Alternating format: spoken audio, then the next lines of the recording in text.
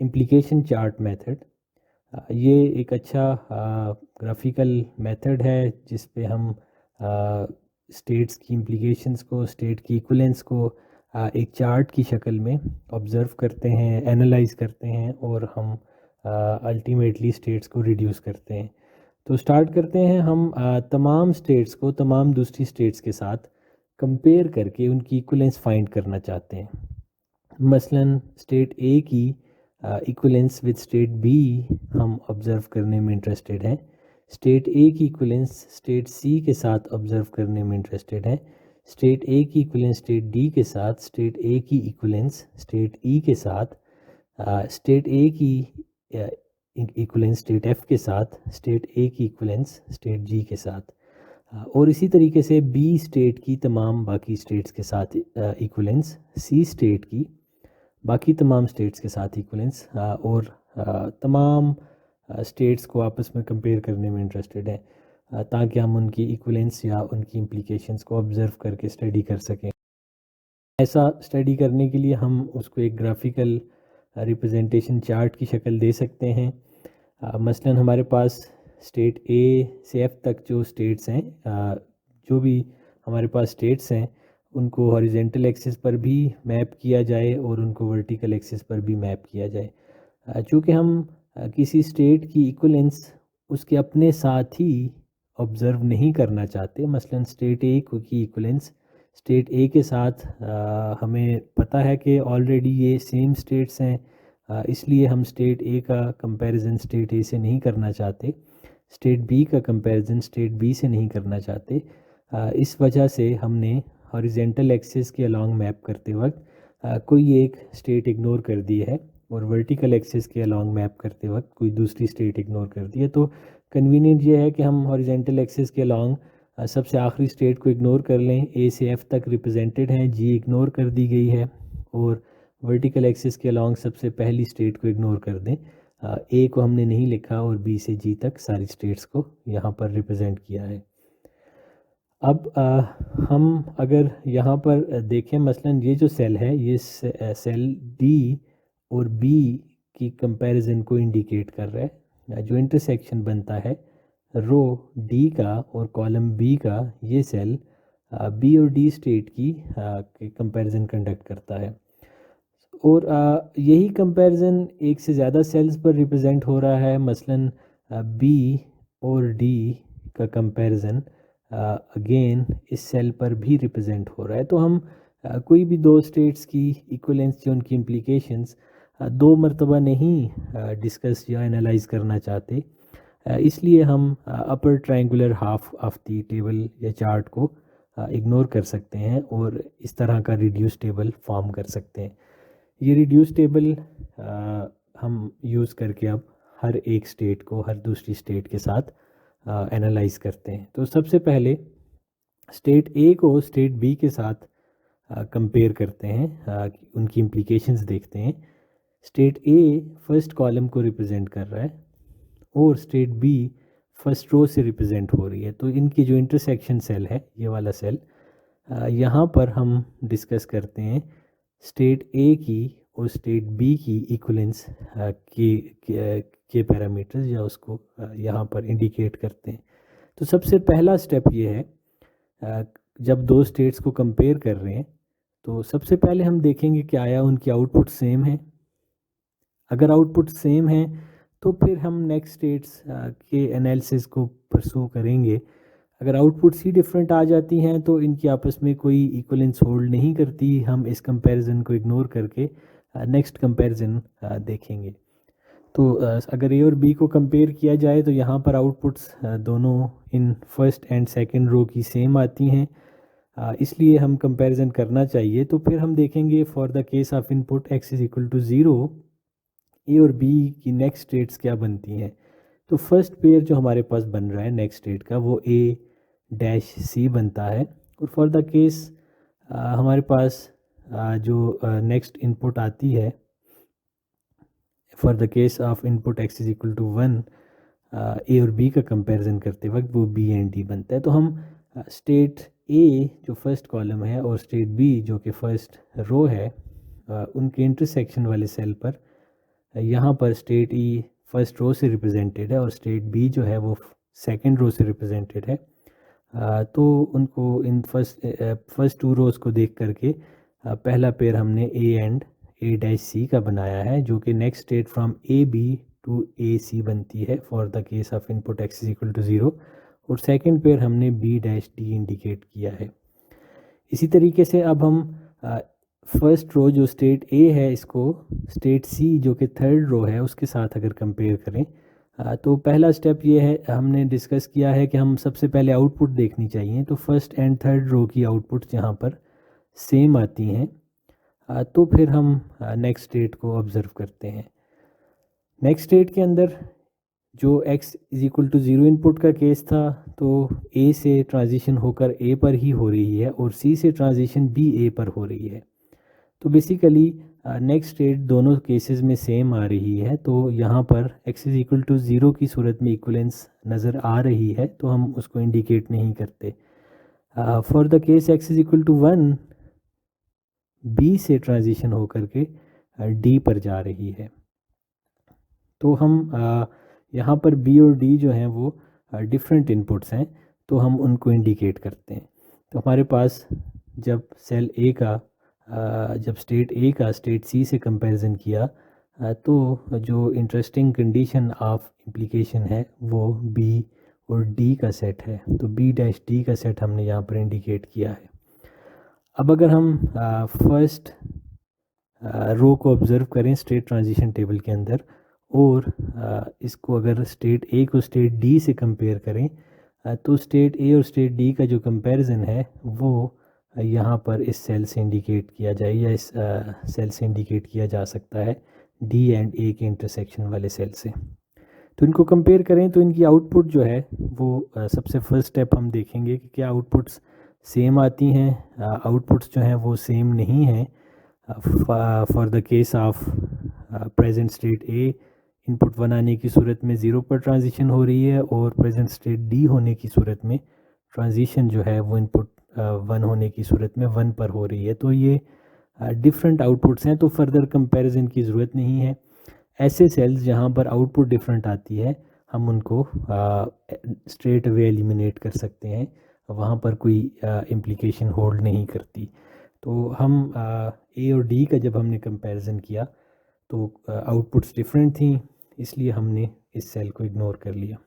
इसी तरह इसी कंपैरिजन को कंटिन्यू करें। ए का कंपैरिजन अगर स्टेट ई के साथ किया जाए तो 0 डिफरेंट है फ्रॉम 1, तो हम अगेन यहाँ पर कोई इम्प्लीकेशन नहीं है, हम इनको इग्नोर कर सकते हैं। इसी तरीके से ए और एफ के इंटरसेक्शन वाले सेल पर स्टेट ए अगर प्रेजेंट स्टेट है और एफ के साथ अगर कंपैरिजन किया जाए, तो हमारे पास आउटपुट अगेन डिफरेंट है, तो हम इसको भी एक क्रॉस से इस सेल को भी रिप्रेजेंट कर सकते हैं। इसी तरीके से ए को जब जी से कंपैरिजन किया जाए तो भी आउटपुट डिफरेंट है, ये आउटपुट 1 से डिफरेंट है, तो हम अगेन इस सेल को क्रॉस कर सकते हैं। यहाँ पर कोई स्टेट रिडक्शन का स्कोप नहीं है। क्योंकि हमने स्टेट ए को बाकी सारी स्टेट्स के साथ कंपेयर कर लिया है,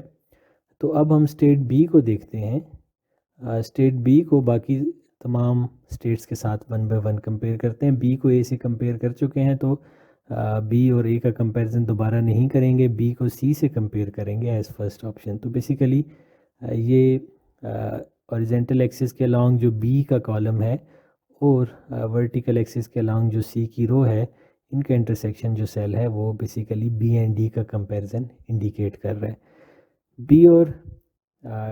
बी और सी के रोज़ को अगर देखें तो आउटपुट दोनों के केस में यहाँ पर 0 0 ही बनती है, यहाँ पर भी 0 0 ही बनती है। तो हम नेक्स्ट स्टेट देखने में इंटरेस्टेड होंगे, क्योंकि आउटपुट सेम आ रही हैं जब इन दो स्टेट्स का आपस में कंपैरिजन किया है। तो अगर हम बी और सी को देख रहे हैं तो फर्दर देखें, बी और सी के सेट्स में सी और ए का पेयर बनता है नेक्स्ट स्टेट्स का for input is equal to 0, और for input is equal to 1 D and D का पेयर बनता है। तो D and D same value आ रही है, नेक्स्ट स्टेट इन दोनों से ट्रांजिशन x इक्वल टू 1 होने की सूरत में सेम स्टेट पर ट्रांजिशन हो रही है। तो यहाँ पर इक्वलेंस है, तो हम फिलहाल इसको इंडिकेट नहीं करेंगे, सी और ए का जो पेयर है उसको इंडिकेट कर लेंगे। और इसी तरीके से बी को जब डी से कंपेयर किया जाएगा तो वहाँ पर आउटपुट्स डिफरेंट हैं, तो हम इस सेल को क्रॉस कर सकते हैं। बी को जब ई के रो के साथ कंपेयर किया जाएगा तो आउटपुट्स डिफरेंट हैं। बी और ई को कंपेयर किया तो 1 एंड 0 आउटपुट्स हैं, तो डिफरेंट होने की सूरत में हमने इस सेल को क्रॉस कर लिया है। फर्दर इसी तरह से आगे हम चलते रहेंगे। बी स्टेट, प्रेजेंट स्टेट जो कि सेकंड रो है स्टेट ट्रांजिशन टेबल के अंदर, उसको कंपेयर एफ़ के साथ किया जाए जो कि सेकंड लास्ट रो है स्टेट ट्रांजिशन टेबल के अंदर। तो बी और एफ़ के कंपैरिजन को अगर देखा जाए तो हमारे पास नेक्स्ट स्टेट्स डिफरेंट आती हैं, आउटपुट्स डिफरेंट आती हैं, सॉरी आउटपुट डिफरेंट आने की सूरत में हम नेक्स्ट स्टेट्स देखने में इंटरेस्टेड नहीं हैं, तो हम इस सेल को भी क्रॉस कर सकते हैं। और बी और जी की सूरत में भी आउटपुट्स डिफरेंट हैं, तो हम उनको भी क्रॉस कर सकते हैं।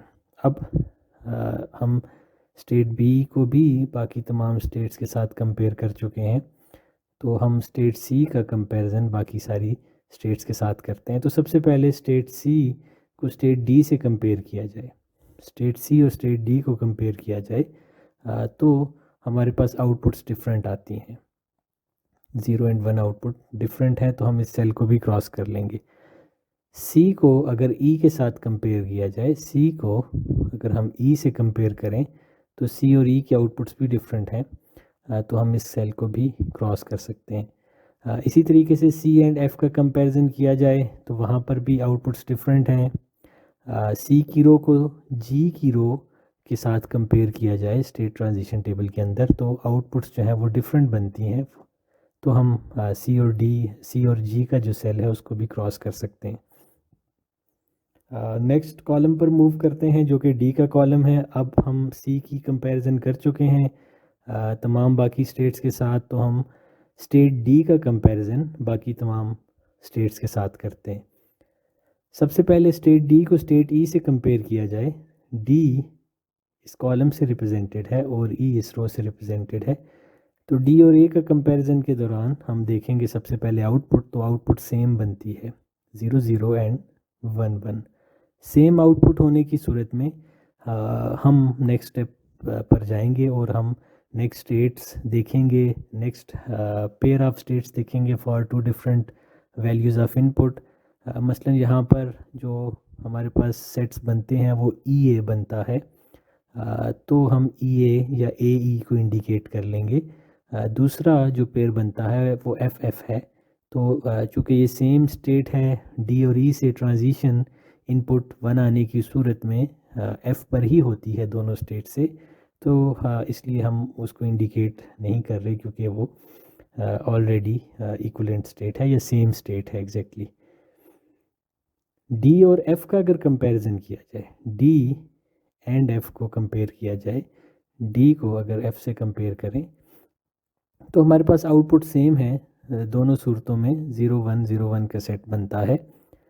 तो अब हम इनकी नेक्स्ट स्टेट्स देखेंगे, तो जो हमारे पास पेयर बनता है वो ई एंड जी है और एफ़ एंड एफ़ है। एफ़ एंड एफ़ दोनों एफ़ हैं, सेम स्टेट है, इक्वल हैं, तो एफ़ लिखने की ज़रूरत नहीं है। हम ई और जी दो डिफरेंट स्टेट्स हैं, तो उनकी इक्वलेंस है या नहीं है उसको एनालाइज करने में इंटरेस्टेड हैं।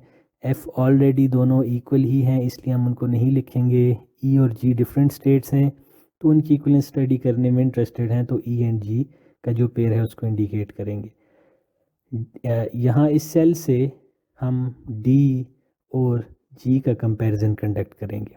तो डी की रो को लास्ट रो जो कि जी स्टेट की रो है उसके साथ अगर कंपेयर करें तो सेम आउटपुट बनती है, तो हम नेक्स्ट स्टेप पर परसू करेंगे।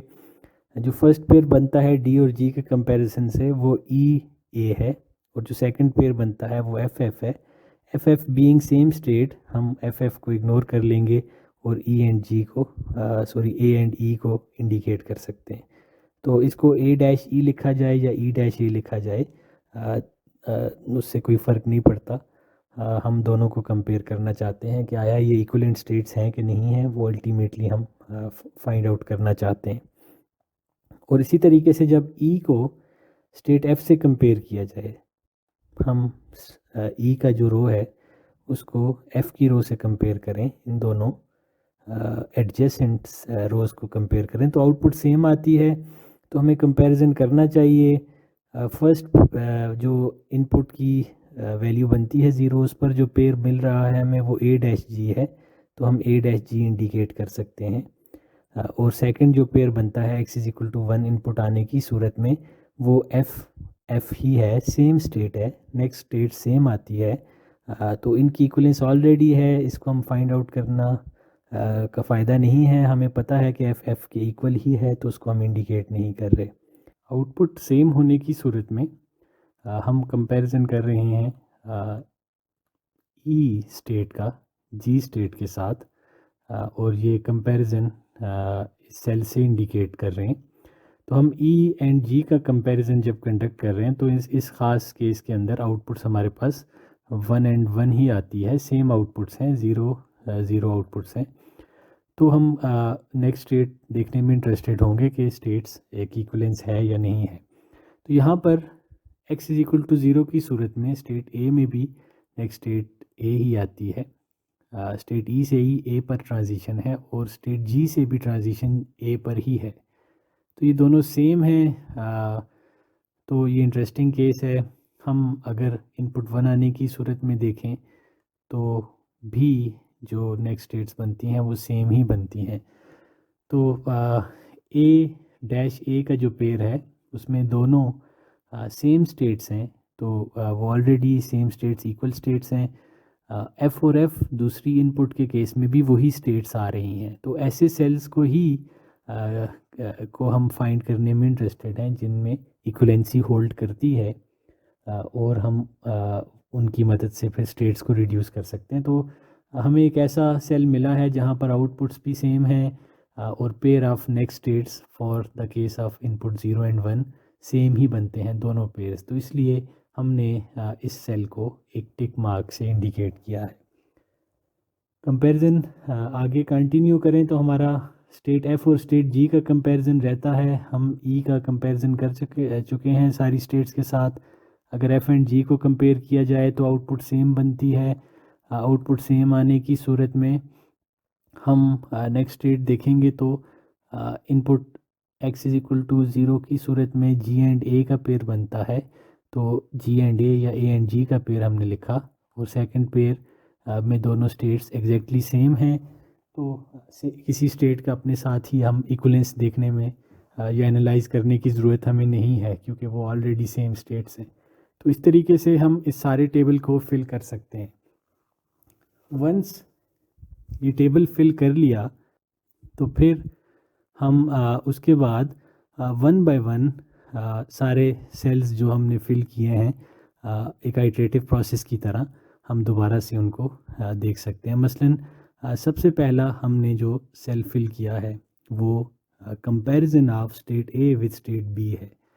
यहाँ पर दो पेयर्स हैं, ए डैश सी का पेयर है और सेकंड पेयर जो है वो बी डैश डी का पेयर है। तो अब हम देखेंगे कि इन पेयर्स का जो इंटरसेक्शन सेल है, क्या वो क्रॉस्ड आउट सेल है। अगर वो क्रॉस्ड आउट सेल है तो यहाँ पर भी कंपैरिजन करने की ज़रूरत नहीं है, इक्वलेंसी होल्ड नहीं कर सकती।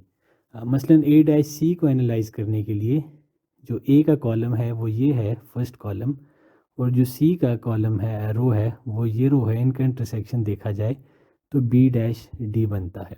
तो यहाँ पर क्रॉस नहीं है बल्कि कोई वैल्यू है, इसलिए हमें फर्दर इक्वलेंसी को उसके स्कोप को एक्सप्लोर करना चाहिए। सेकंड पेयर को देखें तो बी एंड डी का पेयर है। तो अगर हम बी के कॉलम को डी की रो से कंपेयर करें तो इंटरसेक्शन जो बनता है वहाँ उस इंटरसेक्शन को हम ऑलरेडी क्रॉस कर चुके हैं। चूँकि यहाँ पर जो पेयर्स थे उनमें से एक पेयर ऐसा है जहाँ पर कोई इक्वलेंसी होल्ड नहीं कर सकती। ये टेबल के सेल्स हमें बता रहे हैं कि आया इक्वलेंसी होल्ड करने का कोई स्कोप एग्जिस्ट करता है या नहीं करता। इसमें जो क्रॉस्ड सेल्स हैं वो इंडिकेट कर रहे हैं कि कोई स्कोप एग्जिस्ट नहीं करता या कोई स्कोप नहीं है।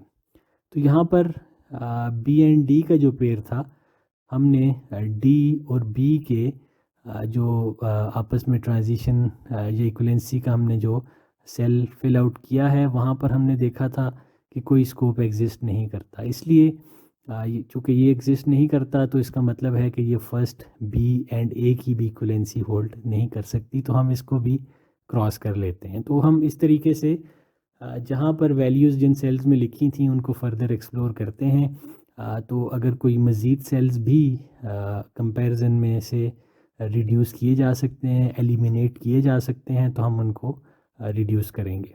हम अगर नेक्स्ट सेल को देखें जो कि सी एंड ए का इंटरसेक्शन सेल है, स्टेट सी एंड स्टेट सी का स्टेट ए एंड स्टेट सी का इंटरसेक्शन सेल, वहाँ पर जो पेयर गिवन है वो बी डैश डी है, बी एंड डी का पेयर है।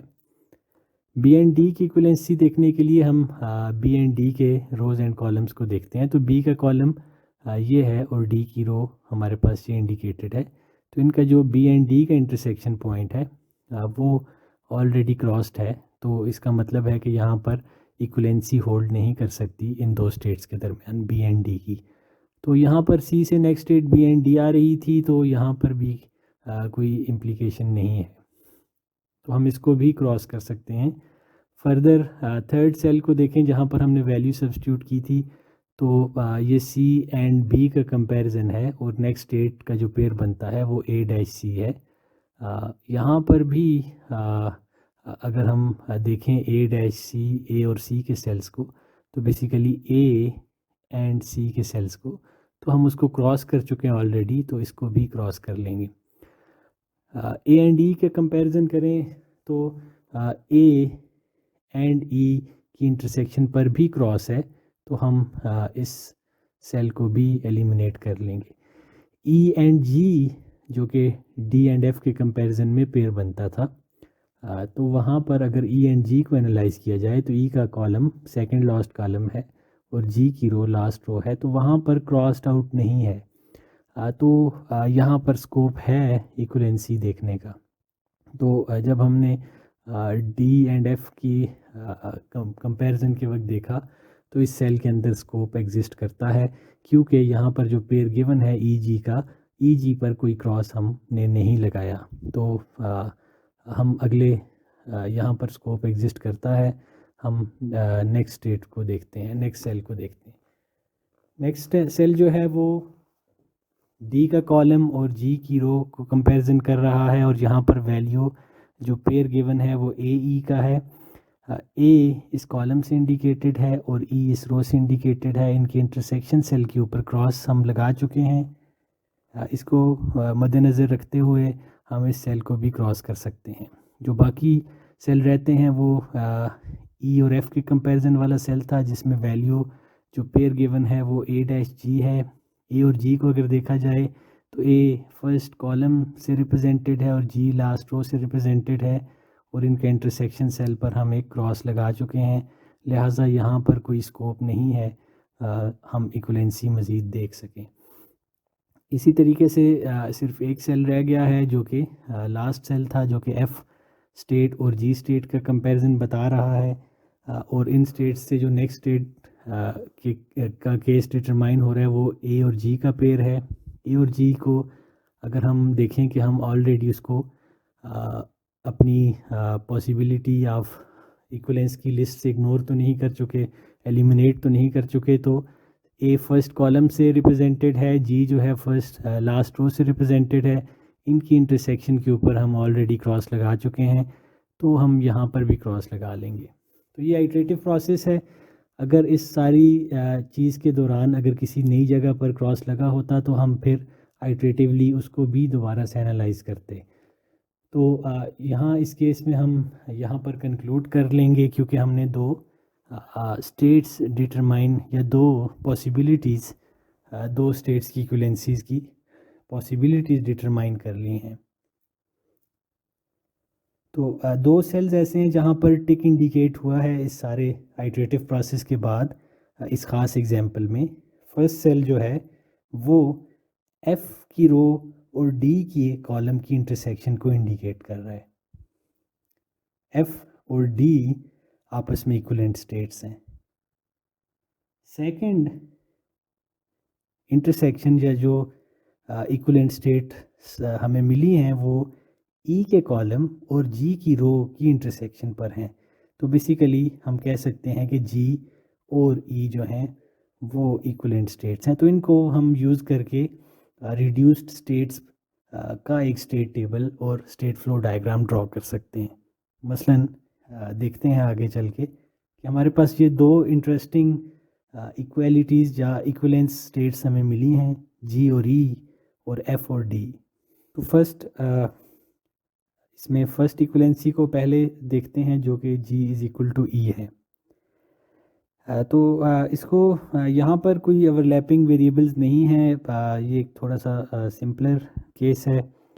बहरहाल अगर लेट से यहाँ पर कोई तीसरी कंडीशन भी आती जहाँ पर जी ही यूज़ हो रहा होता, मसलन ए इज़ इक्वल टू जी, तो ए भी जी के अगर इक्वल है और जी ई की इक्वल है तो हम कह सकते हैं ए जो है वो जी और ई दोनों की इक्वल है। तो बहरहाल हम उसको कंबाइन करके भी इकट्ठा देख सकते थे। हम यहाँ पर स्टेप वाइज ही देखते हैं।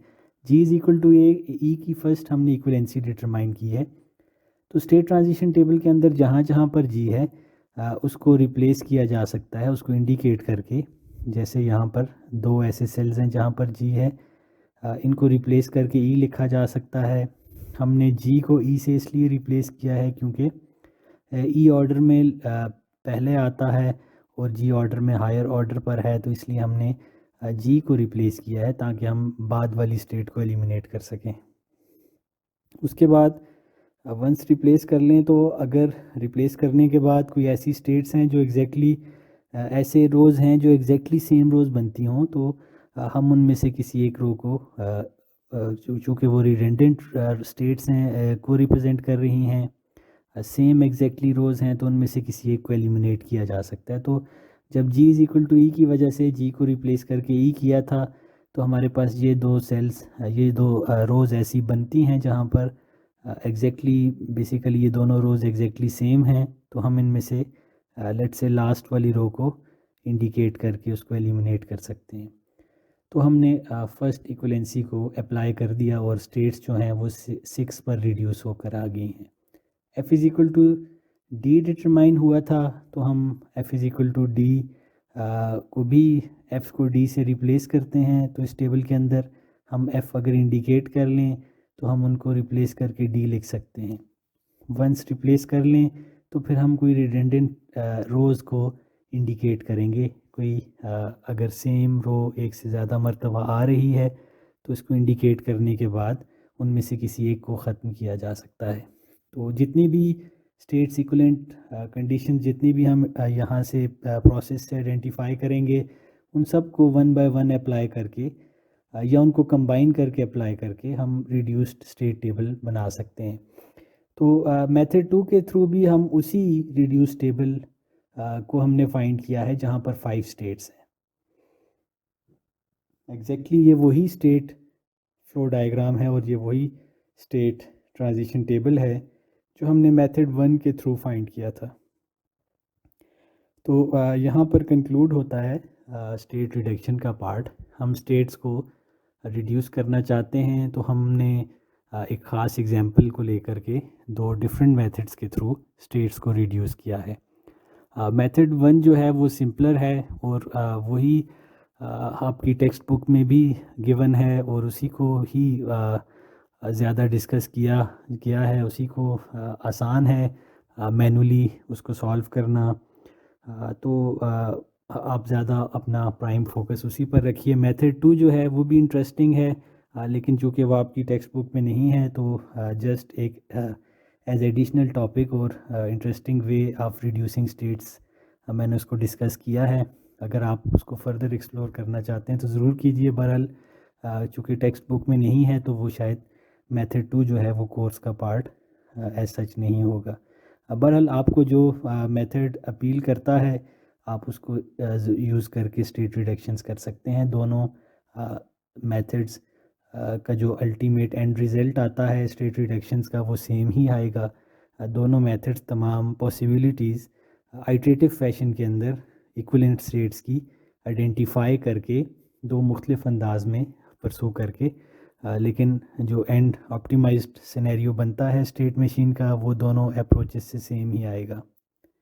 आज के लेक्चर का जो सेकंड पार्ट है वो स्टेट असाइनमेंट है। तो वंस आप किसी स्टेट मशीन की ऑप्टिमाइजेशन कर लें या आपके पास कोई ऑप्टिमाइज स्टेट मशीन है आप उसको इम्प्लीमेंट करना चाहते हैं तो हम स्टेट्स को A B C D labels के बजाय कोई बाइनरी कोड्स असाइन कर सकते हैं। तो बाइनरी कोड्स आप जब असाइन कर लेंगे तो वो डिज़ाइनिंग के वक्त आपको फ़ायदा देंगे।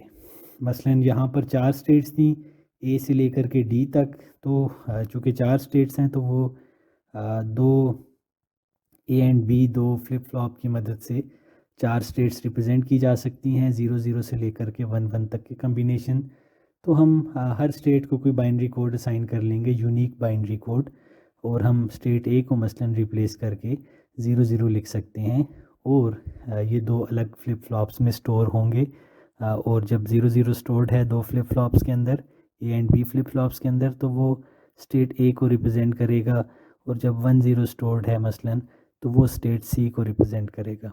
तो ये एज सिंपल कि आप स्टेट्स को ऐसे असाइन कर सकते हैं। तो यहाँ पर 2 के ऑर्डर में ही नंबर ऑफ़ स्टेट्स थी 4 स्टेट्स थी जो कि 2⁻² से हम ऑब्टेन कर रहे हैं। तो हमारे पास 2 बिट का कोड पर स्टेट बना है। मसलन 5 स्टेट्स होती तो हम 3 बिट का कोड लिखते फॉर एवरी स्टेट और हमारे पास कुछ ऐसे बाइनरी कोड्स रह जाते जिनसे कोई भी स्टेट रिप्रेजेंट ना हो रही होती। तो उस तरह के सिनेरियोज़ में जो लेफ़्ट आउट कोड्स हैं उनको हम as don't care condition circuit designing में यूज़ कर सकते हैं। और वो डोंट केयर कंडीशन आपने अच्छे तरीके से पढ़ी है कि वो एक्सप्रेशंस को मिनिमाइज़ करने में आपको फ़ायदा देती है। आप डोंट केयर कंडीशंस को एज़ 1 या एज़ 0 जहाँ पर जो केस एडवांटेजेस हो आप उस तरह से उसको यूज़ कर सकते हैं उसको एक्सप्लॉइट कर सकते हैं। तो बेसिकली अगर m स्टेट्स हैं तो 2⁻n से आप m या उससे ज़्यादा स्टेट्स को अकॉर्डिंगली रिप्रेजेंट कर सकते हैं। मसलन एक और एग्जांपल अगर देखें ये कॉम्प्लिकेटेड स्टेट मशीन है। यहाँ पर स्टेट्स के जो लेबल्स हैं वो S0 से लेकर के S6 तक के केसेस को S5 तक जो कि टोटल 6 केसेस 6 स्टेट्स बनती हैं लिखी गई हैं। तो हम S0 से X6 तक के कोड्स को अगर देखें तो हमें 3 बिट का कोड रिक्वायर्ड है 6 यूनिक स्टेट्स को रिप्रेजेंट करने के लिए। तो 3 बिट की कोड की जो टोटल कैपेसिटी है वो 8 कोड्स की है। हम 3 बिट्स पर 8 कोड्स रिप्रेजेंट कर सकते हैं जिसमें से हम सारे कोड्स को यहाँ पर यूज़ नहीं कर रहे। जो बाकी कोड रह जाएंगे वो सर्किट डिज़ाइनिंग में आप एज डोंट केयर कंडीशन उनको ट्रीट कर सकते हैं। तो सिंपली स्टेट्स को हम कोई बाइनरी कोड असाइन कर सकते हैं। तो ज़रूरी नहीं कि आप कन्वेंशनल जो टिपिकल मेथड है बाइनरी कोड्स जो कि एक सीक्वेंस में या ऑर्डर फ्रॉम असेंडिंग या डिसेंडिंग ऑर्डर में आप कोड्स असाइन करें। आप ग्रे कोड्स को यूज़ कर सकते हैं या कोई और कोडिंग मैकेनिज़्म यूज़ करके स्टेट्स को कोड्स असाइन कर सकते हैं। मसलन ग्रे कोड्स असाइन करने में हमें ये एडवांटेज होगा कि अगर स्टेट मशीन ऐसी है कि वो स्टेट्स की ट्रांजिशन इंक्रीमेंटल फैशन में कर रही है। मसलन स्टेट S0 से S1 पर ही ट्रांजिशन होती है S1 से S2 पर ही ट्रांजिशन होती है।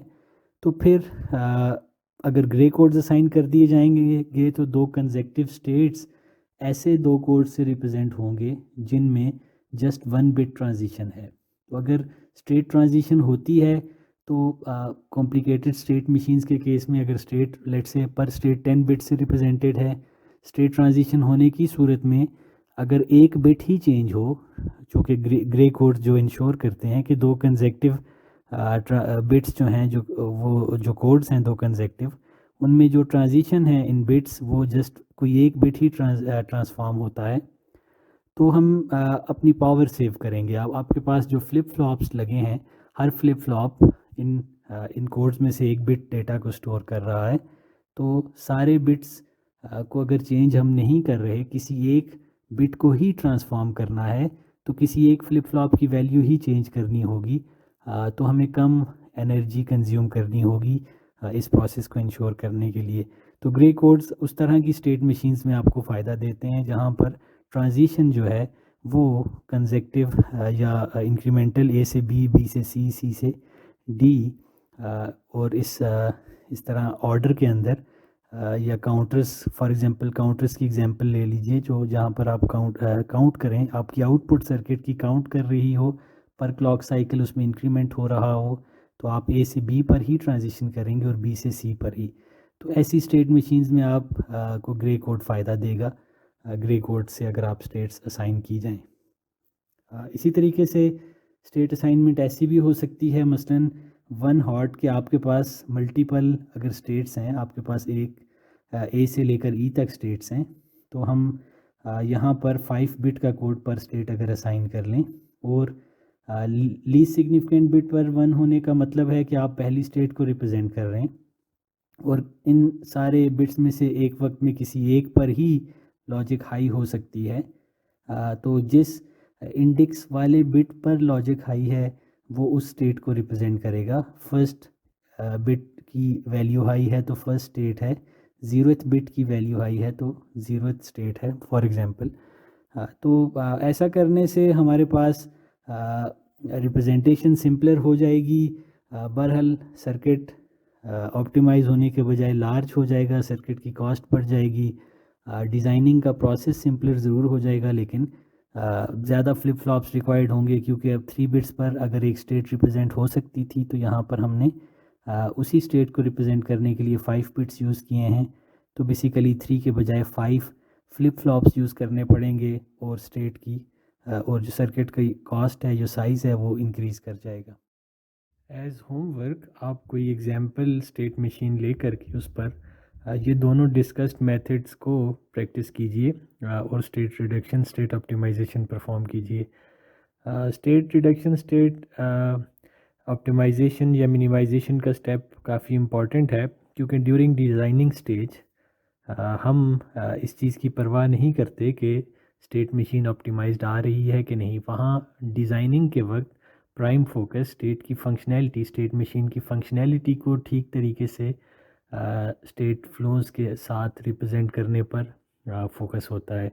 तो आप ड्यूरिंग डिज़ाइनिंग स्टेट मशीन की फंक्शनैलिटी को ठीक रिप्रेजेंट करते हैं, बेशक किसी बड़े साइज़ की स्टेट मशीन बन जाए, उसकी परवाह उस वक्त डिज़ाइनिंग के वक्त नहीं की जाती। वंस आप स्टेट मशीन ऑब्टेन कर लें, तो फिर स्टेट रिडक्शन के मेथड्स को अप्लाई करके स्टेट्स को रिड्यूस किया जाता है, और एक ऑप्टिमाइज्ड स्टेट फ्लो डायग्राम और एक optimized state transition table obtain की जाती है। तो आज इस लेक्चर में हमने स्टेट रिडक्शंस देखी और स्टेट असाइनमेंट्स देखी। दो प्राइम टॉपिक्स थे। स्टेट असाइनमेंट से मुराद ये है कि जो स्टेट्स के नाम हैं, स्टेट्स की जो लेबल्स हैं, उनको रिप्लेस करके उनकी जगह कोई बाइनरी कोड्स असाइन किए जाएं, और वो बाइनरी कोड्स एक्चुअली इम्प्लीमेंटेशन में उनको रिप्रेजेंट करेंगे, स्टेट्स को रिप्रेजेंट करेंगे। स्टेट रिडक्शन स्टेट या फाइनाइट स्टेट मशीन की ऑप्टिमाइजेशन का सबसे इम्पॉर्टेंट स्टेप है। हमने स्टेट रिडक्शन दो डिफरेंट तरीक़ों से देखी। ऐसा स्टेट रिड्यूस करने से आप सर्किट की कॉस्ट को रिड्यूस कर सकते हैं, क्योंकि आप लार्ज हार्डवेयर के बजाय ऐसा हार्डवेयर कन्वर्ज ऐसे हार्डवेयर पर करेंगे जहां पर कम स्टेट्स हैं, तो कम फ्लिप फ्लॉप्स आपको रिक्वायर्ड होंगे। दो मेथड देखे हैं और दोनों इंटरेस्टिंग मेथड हैं, उनको एक्सरसाइज कीजिएगा। आई होप कि आपने आज का लेक्चर एंजॉय किया होगा। Thank you for attending this lecture. If you have any comments or questions, you can certainly write me through email, or you can ask through our upcoming online session. Allah Hafiz.